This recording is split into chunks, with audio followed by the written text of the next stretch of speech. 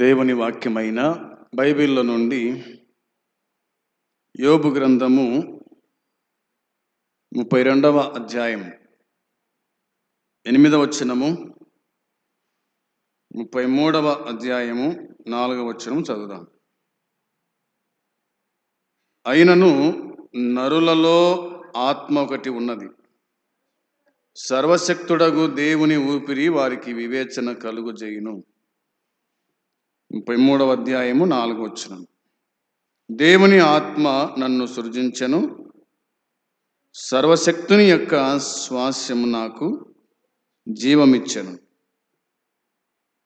దేవుడు ఈ మాటలను దీవించి మనకు సమృద్ధిగా దయచేయునుగాక. ఆమేన్. యోబు గ్రంథము 32వ అధ్యాయము, 33వ అధ్యాయము, 34వ అధ్యాయము, 35వ అధ్యాయము, 36వ అధ్యాయము, ఇవన్నీ కూడా మరి ఏలీహు అనే వ్యక్తి వ్రాశాడు. యోబుని గురించి మాట్లాడుతూ, దేవుని గురించి మాట్లాడుతూ వ్రాసినటువంటి అధ్యాయాలు మనం చూస్తాం. ఈ 31వ అధ్యాయము 8వ వచనానికి వచ్చేలోపుగా నరులలో ఆత్మ ఒకటి ఉన్నది అన్నాడు. నరులలో ఆత్మ ఒకటి ఉన్నది. దేవుడు ఆత్మను ఉంచాడు. శరీరము కేవలం నిష్ప్రయోజనమైనది, ఆత్మయే జీవింప చేస్తూ ఉంది. ఆత్మ ఉన్నోడు బతికినవాడు, ఆత్మ లేనోడు చచ్చినవాడు. ఈ ఆత్మనిచ్చింది దేవుడు, అవునా? ఆది మానవుడైన ఆదామును తయారు చేసిన తర్వాత దేవుడు వాని నాసికారంధ్రములలో జీవవాయువు ఊదగా నరుడు జీవాత్మ అయినాడు. జీవము, ఆత్మ, శరీరం. అతడు జీవాత్మ అయినాడు. అతడు ప్రభువును చూడగలిగినాడు. అతడు మాట్లాడగలిగినాడు. అతడు తిరగలిగినాడు. అతడు తినగలిగినాడు. గాలి పీల్చగలుగుతున్నాడు, దాన్ని వదిలేస్తూ ఉన్నాడు. దేవుడు అట్టి సౌకర్యాన్ని మానవునికి దయచేసినాడు. మానవుడే మాట్లాడగలుగుతాడు, ఏ జంతువు మాట్లాడలేదు. జంతువులకు దేవుడు అవకాశాన్ని ఇవ్వలేదు, కానీ దేవుడు ఒక మనిషికి మాట్లాడే అవకాశం ఇచ్చాడు. ఎందుకంటే మానవుని చేసిన వాడు మాట్లాడేవాడు కాబట్టి, మానవుని చేసిన వాడు మాట్లాడే దేవుడు కాబట్టి మానవుడు కూడా మాట్లాడాలి అని. మానవుడు మాట్లాడితే దేవునికి ఏం లాభం అంటే, మానవుని యొక్క మాటలు దేవుడు వినాలి అని, దేవుడు ఆలకించి అతనికి జవాబు ఇవ్వాలని దేవుడు తన స్వరూపములో తన పోలిక చొప్పున నరులను ఆయన చేసినాడు. మూగనుతో మాట్లాడటం సాధ్యం కాదు. మాట్లాడితే గనక, మాటలు వచ్చినంత మాట్లాడితే గనక ప్రయోజనం. అతని మాటలు మనకు అర్థమవుతాయి, మన మాటలు అతనికి అర్థమవుతాయి. మాటలు రాని వాని కోసం వాని కాడికి వెళ్ళి మాట్లాడితే కనుక, మన మాటలు వానికి అర్థం కావాలంటే మనం సగ చేయాలా, అవునా? అట్లా అది కుదరదు. కుదిరినా అర్థం కాదు. అందుకోసమే ఎలీహు అనే ఈ వ్యక్తి ఇలాగా మాట్లాడుతూ ఉన్నాడు. నరులలో ఆత్మ ఒకటి ఉన్నది, సర్వశక్తుడకు దేవుని ఊపిరి వానికి వివేచన కలుగజేయును అన్న మాట ఉంది.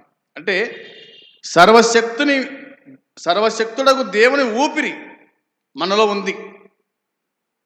ఆయన తన ఊపిరిని మనలో ఊదినాడు. దాన్ని ఆయన ఉంచగలుగుతాడు, దాన్ని ఆయన తీసుకోగలుగుతాడు కూడా. అవునా? ఆయన మనలో ఉంచినటువంటి ఆ ఊపిరి ఆత్మను ఆయన ఉంచగలుగుతాడు, తీసుకోగలుగుతాడు. అది దాని మీద అధికారము దేవునికి మాత్రమే ఉంది, ఇక ఎవరికి లేదు. అందుకనే ప్రభు మాట్లాడుతూ, దేహమును ఆత్మను చంపనేరక దేహమును చంపువారికి ఏమాత్రం భయపడొద్దు, ఆత్మను దేహమును నరకములో పడవేయవానికి మీరు మిక్కిలి భయపడండి అని ఆయన జ్ఞాపకం చేశాడు. కాబట్టి ఆయన మనలో ఆత్మనుంచాడు. ఈ ఆత్మ దేవునిది. కాబట్టి దేవుణ్ణి మనము ఆత్మతో సత్యముతో ఆరాధించు వాళ్ళమై కూడా ఉండాలి అనేది గుర్తు చేసుకోవాలా. 33వ అధ్యాయము 4వ వచనంలో, దేవుని ఆత్మ నన్ను సృజించెను, సర్వశక్తుని యొక్క శ్వాసము నాకు జీవమిచ్చను అన్నమాట రాయబడింది. కాబట్టి దేవుడే సృజించినాడు అని స్పష్టంగా ఇక్కడ మనకు అనిపిస్తుంది. ఈ దినమందు మానవులు నిత్య జీవాత్మను కలిగిన వారు. మానవులు నిత్య జీవాత్మను కలిగిన వారు. నిత్య జీవాత్మ అంటే ఆత్మకు సావు లేదు, అది నిత్యము నిరంతరము బతుకుచు ఉంది. సావు దేనికి అంటే శరీరానికి సావు. నువ్వు మన్నే కనుక తిరిగి మన్నైపోదు అని ఆదాముతో చెప్పిన దేవుడు. కాబట్టి శరీరము అనేటువంటిది కొంతకాలం వరకు ఉంటుంది. దీనికి రోగాలు, దీనికి వృద్ధాప్యము, దీనికి మరణము ఉంటుంది అనే సంగతి మనం విన్నాం. ఆత్మకు వయస్సు లేదు, ఆత్మకు మరణం లేదు. ఆత్మకు వయసు లేదు, ఆత్మకు మరణం లేదు. దాని ఇట్లా అన్నారనమాట, జీవాత్మ. అవునా? జీవాత్మ అంటే నిత్య జీవాత్మ అని అన్నారు. ఏమిటి నిత్య జీవాత్మ అంటే వాక్యం చెబుతున్న మాట గుర్తు చేస్తాను. సామెతల గ్రంథం 20వ అధ్యాయము 27వ వచనం చూడండి ఒకసారి.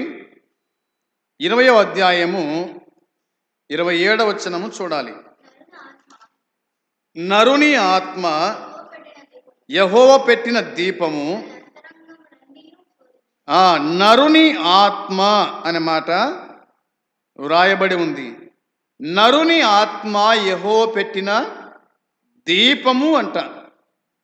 దీపము దీపము ఆరిపోతే చీకటి, దీపము ఆరిపోతే చీకటి.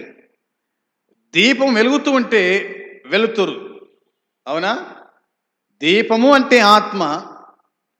ఆత్మ ఆరిపోయిందనుకో, అనగా ఆత్మ వెళ్ళిపోయిందనుకో, ఇక ఈ బాడీ కింద పడిపోతుంది. ఎప్పుడైతే ఆత్మ వెళ్ళిపోతుందో అప్పుడు ఈ మనిషి పనిచేయడంగా, ఈ మనిషి ప్రాణం విడుస్తాడు, ఈ మనిషి చూడలేడు, ఈ మనిషి మాట్లాడలేడు. ఎందుకంటే ఆత్మ వెళ్ళిపోయింది కాబట్టి. ఆత్మ వెళ్ళిపోయింది కాబట్టి దాన్నిట అన్నాడు అనమాట, నరుని ఆత్మ యెహోవా పెట్టిన దీపం, అది అంతరంగములన్నీ శోధించును అన్నమాట మనము చూస్తాం. అందుకోసమే ఈ మాట బైబిల్ చెబుతుంది.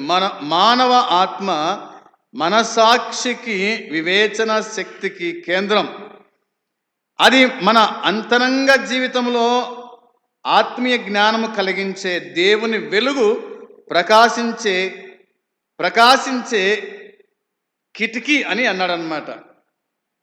ప్రకాశించే కిటికీ అన్నాడనమాట. కాబట్టి దేవుని ఆత్మ కలిగిన వాళ్ళము మనము అనేది వాక్యంలో చూస్తూ ఉన్నాం. ప్రసంగి గ్రంథము 12వ అధ్యాయము 7వ వచనం చూడండి. ప్రసంగి గ్రంథము 12వ అధ్యాయము 7వ వచనంలో, మన్నైనది వెనుకటి వలనే మరలా భూమికి చేరును, ఆత్మ దాని దయచేసిన దేవుని యొద్దకు మరలా పోవును అని ఉంది. మన్నైనది వెనకటి వరలే మరలా భూమికి చేరుతుందంట. ఆత్మ తాను దయచేసిన దేవుని యొద్దకు మరలా పోతుంది. ఆత్మ దేవుడిచ్చాడు కాబట్టి అది మరలా దేవుని కాడికి పోతుంది. ఈ శరీరం మాత్రము ఇది మట్టిలో కలిసిపోతుంది అనేది వాక్యంలో మనము చూడగలుగుతూ ఉన్నాం. అపోస్తుల కార్యము 7వ అధ్యాయం. అపోస్తుల కార్యము 7వ అధ్యాయము 59వ వచనం చూడండి. 59వ వచనం 7:59లో ప్రభువును గురించి మొరపెట్టుచు, యేసు ప్రభువా నా ఆత్మను చేర్చుకొనుమని స్టెఫెన్ పలుకుచు ఉండగా వారు అతని రాళ్లతో కొట్టిరి అనే మాట ఉంది. స్టెఫెన్ ఇక్కడ మాట్లాడుతున్నాడు, యేసు ప్రభువా నా ఆత్మను చేర్చుకొనుమని అన్నాడు. నా ఆత్మను చేర్చుకో, నా ఆత్మను నువ్వు తీసుకో అని అన్నాడు. ఆత్మను తీసుకో అన్నాడు. అంటే ఆత్మను తీసుకునే అధికారం ఎవరికి ఉంది? ఇచ్చిన వానికే ఉంది. అవునా? మన ఆత్మను తీసుకునే అధికారం ఎవరికి ఉందంటే మనకి ఇచ్చిన వానికే ఉంది. మనకిచ్చిన ఆత్మ ఎవరిచ్చారంటే దేవుడు ఇచ్చినాడు. అవునా? అందుకోసమే ఇలాగా దేవుని వాక్యంలో మనం చూడగలుగుతున్నాం. దేవుడిచ్చిన ఆత్మను దేవునికి అప్పగించాలా? యేసు ప్రభు శిలువలో మాట్లాడుతూ, తండ్రి నీ చేతికి నా ఆత్మను అప్పగించుచున్నాను అన్నాడు. అంటే దేవుని చేతికి మానవుడు దేవుడిచ్చిన ఆత్మను అప్పగించాలా, దేవుడిచ్చిన ఆత్మను అప్పగించాలా, మరి ఎవరికి కాదు అనేది లేఖనాలు మనకు జ్ఞాపకము చేస్తూ ఉన్నాయి. అందుకోసమే స్టెఫెన్ అంటున్నాడు, యేసు ప్రభువా నా ఆత్మను చేర్చుకొనుము అన్నాడు. అప్పుడు ప్రభు స్టెఫెన్ యొక్క ఆత్మను చేర్చుకున్నాడు. అనగా తాను మరణించినప్పుడు అతని ఆత్మ దేవుని యొద్దకు వెళ్ళిపోయింది అనేది అర్థమవుతుంది. మరణించింది కేవలం శరీరమే కానీ ఆత్మ కాదు. శరీరాన్ని వాళ్ళు గాయపరిచారు కానీ ఆత్మను గాయపరచలేదు. అవునా? వారు శరీరాన్ని చంపినారు కానీ ఆత్మను చంపలేదు.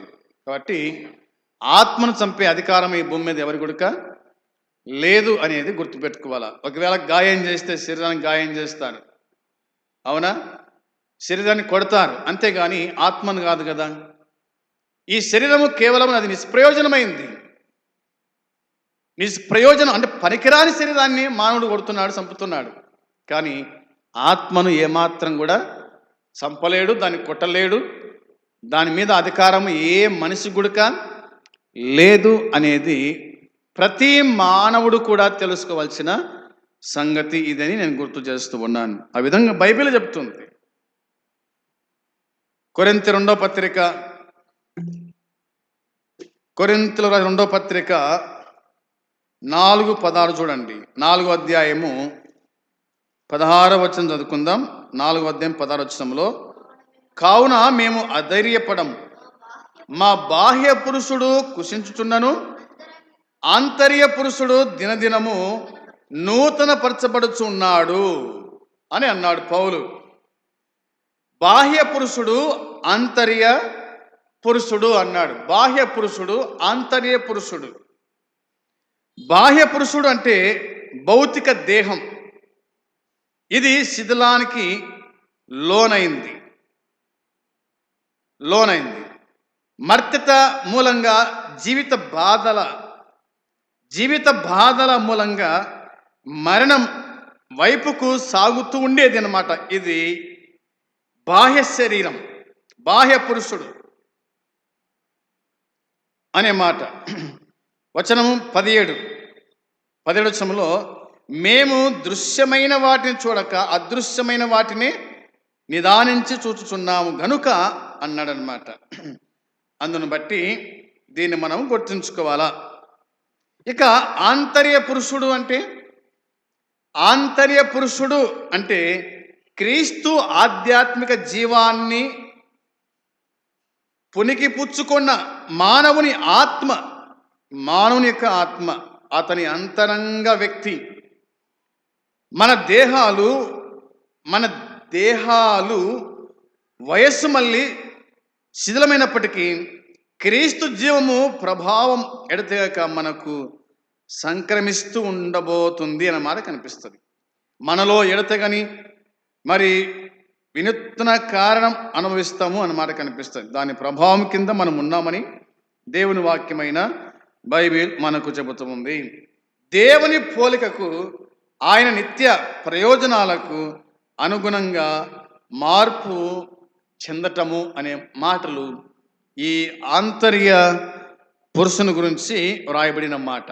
అందుకోసమే శరీరము దినదినానికి ఇప్పుడు పుట్టినప్పటి నుంచి అది ఎంతవరకు వృద్ధి చెందాలనో అంతవరకు వృద్ధి చెందుతుంది. అక్కడి నుంచి మళ్ళీ దిగజారుతూ ఉంది.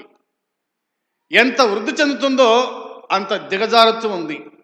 అంటే బాల్యము యవనం, యవనము వృద్ధాప్యం, ఇట్లా దీన్ని మరి బాహ్య పురుషుడు అన్నమాట కనిపిస్తుంది కదా. మేము అధైర్యపడము, మా బాహ్య పురుషుడు కుషించుచున్నను అన్నాడు.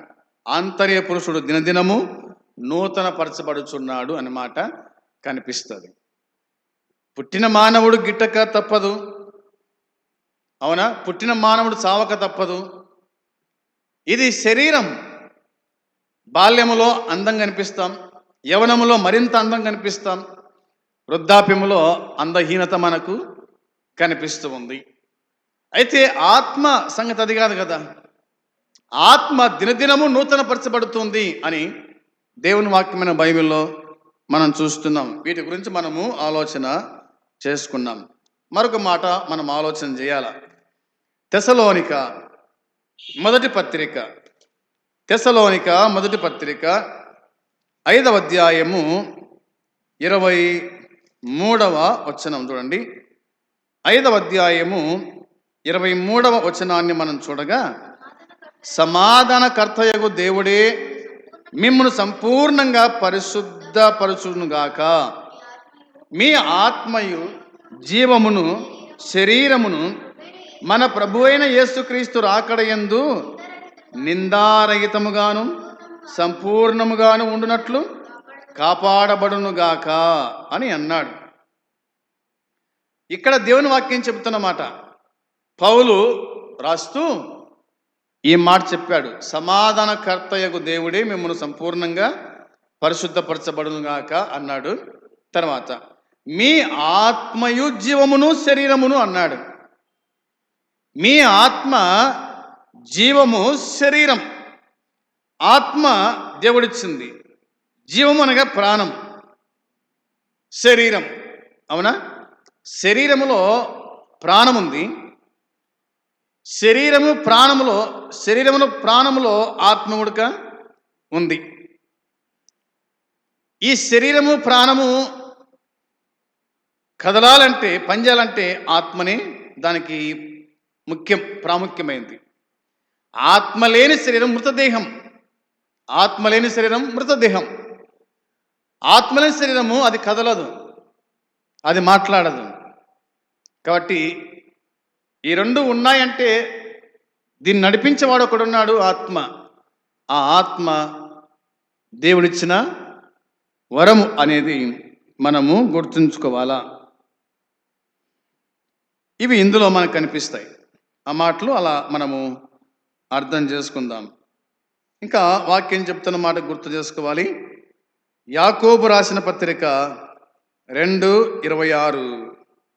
యాకోబు రాసిన పత్రిక 2వ అధ్యాయము 26వ వచనంలో, ప్రాణము లేని శరీరం ఎలాగూ మృతమో అలాగే క్రియలు లేని విశ్వాసము మృతము అన్నాడు. ప్రాణము లేని శరీరం ఎలాగూ మృతమో అలాగే క్రియలు లేని విశ్వాసం కూడా మృతము అన్నాడు. మృతము అని అన్నాడు అన్నమాట. కాబట్టి ప్రాణము లేని శరీరం ఎలాగూ మృతం అంటే, ప్రాణం లేని శరీరం ఏం చేస్తారు? అది మృతం, అది మృతి పొందిందన్నమాట. దానికి చలనము లేదు. మనం మాట్లాడినా వినదు, మనము లేపినా నిలబడదు, అవునా? మనము మాట్లాడితే దానికి వినబడదు, మనము లేపి నిలబెడితే కనుక అది మరలా కింద పడుతూ ఉంది. అది మనం అర్థం చేసుకోవాలా. తర్వాత అలాగే క్రియలు లేని విశ్వాసము మృతము అనే మాట వ్రాయబడింది. క్రియలు లేని విశ్వాసం మృతం. ఈ మాటలు మనం అర్థం చేసుకోవాలి. కొంతమందికి క్రియలు ఉండవు. క్రియలు మన విశ్వాసాన్ని బయటపెడుతుంది. క్రియలు మన విశ్వాసాన్ని బయటపెడుతుంది. కాబట్టి నువ్వు ప్రేమిస్తున్నావు కానీ నీలో క్రియ లేకపోతే కనుక దానివల్ల ఏం ప్రయోజనం అంటూ లేదు అనేది మనము గుర్తుంచుకోవాలా. మనము వందనాలు చెప్తాం కానీ అది సరైనటువంటి వందన వచనం కాదు. ఎందుకంటే మనలో వారి మీద ద్వేషము కక్ష ఉన్నప్పటికీ మరి చెప్పాలి కాబట్టి చెప్పాలా, మాట్లాడు కాబట్టి మాట్లాడాలి, అట్లా ఉంటాం. కానీ మనము మృతులమే అని దేవుని వాక్యంలో మనం చూస్తున్నాం. క్రియల్లో మన విశ్వాసము చూపించేవారుగా ఉండాలి. అందుకోసమే క్రియలు లేని విశ్వాసము మృతము అని దేవుని వాక్యమైన బైబిల్ మనకు చెబుతూ ఉంది. దీన్ని బట్టి మనము ఆలోచన చేయగా ఈ ఎలీహు అనేటువంటి ఈయన పలికిన మాట, వ్రాసిన మాట మనము చదువుకొని ఉన్నాం. ఇందులో మనకు కనిపిస్తున్న మాట అదే కదా, నరులలో ఆత్మ ఒకటి ఉన్నది అన్నాడు. నరుల్లో ఆత్మ ఒకటి ఉన్నది అనే మాట తనకంటే ముందుగా దేవుడే కదా పెట్టింది. తను గ్రహించగలిగినాడు అట్లా అనేది గుర్తుపెట్టుకోవాలా. దేవుని ఆత్మ అనే మాట కనిపిస్తుంది. దేవుని ఆత్మ నరులలో ఉన్న ఆత్మని, దేవుని ఆత్మ నరుల్లో ఉంది. ఈ నరుని యొక్క ఆత్మకు దేవుని ఆత్మకు కనెక్షను ఉంది అనేది మనకు అర్థమవుతుంది. ఈ ఆత్మను దేవుడు మనలో ఉంచొచ్చు, తీసివేయవచ్చు. ఆ అధికారము కేవలము ఇచ్చిన వానికి మాత్రమే ఉంది. మరి ఇట్లా అంటారు కదా, ఆత్మ హత్య చేసుకున్నాడు అంటారు కదా. ఆత్మను హత్య ఎవడు చేయలేడు. ఆత్మ హత్య కాదు, అది శరీర హత్య అంతే. అది శరీర హత్యనే కానీ అది ఆత్మ హత్య కాదు. శరీరానికి హాని చేసుకున్నావు అంతే కానీ ఆత్మకు కాదు. ఆత్మకు ఎప్పుడు హత్య ఉండదు. ఆత్మ ఎప్పుడు మరణించదు. ఆత్మ నిరంతరము జీవిస్తూ ఉంది అనేది ప్రతి ఒక్కరు కూడా గుర్తుంచుకోవాలని ప్రభు పేరట నేను మనవి చేస్తున్నాను. ఈ ఆత్మను మనము కాపాడుకుంటూ ప్రభు రాకడ వరకై సిద్ధపడదాం. అట్టి కృప దేవుడు మనకు అనుగ్రహించును గాక. ఆమేన్. ప్రేమగల తండ్రి, మీకు స్తోత్రం, స్తుతులు చెల్లించుకుంటున్నాం. నువ్వు వినిపించిన ఈ మాటలు దీవించి ఆశీర్వదించండి. ఎంతమంది వినగలిగిరో వారి జీవితాల్లో కార్యం జరిగించి ప్రతిఫలం దయచేసి కాపాడి కరుణించుమని, కనికరించుమని మీకు అప్పగించుకుంటూ యేసయ్య నామంలో అడిగి వేడుకుంటున్నాము తండ్రి. పరలోకమందున తండ్రి ప్రేమ, ప్రభు అయిన యేసుక్రీస్తు కృప, పరిశుద్ధాత్మ సన్నిధి సహవాసం చేరవచ్చిన మనకు సకల పరిశుద్ధులకు ఇప్పుడు ఎల్లప్పుడూ సదాకాలము తోడై ఉండును గాక. ఆమేన్.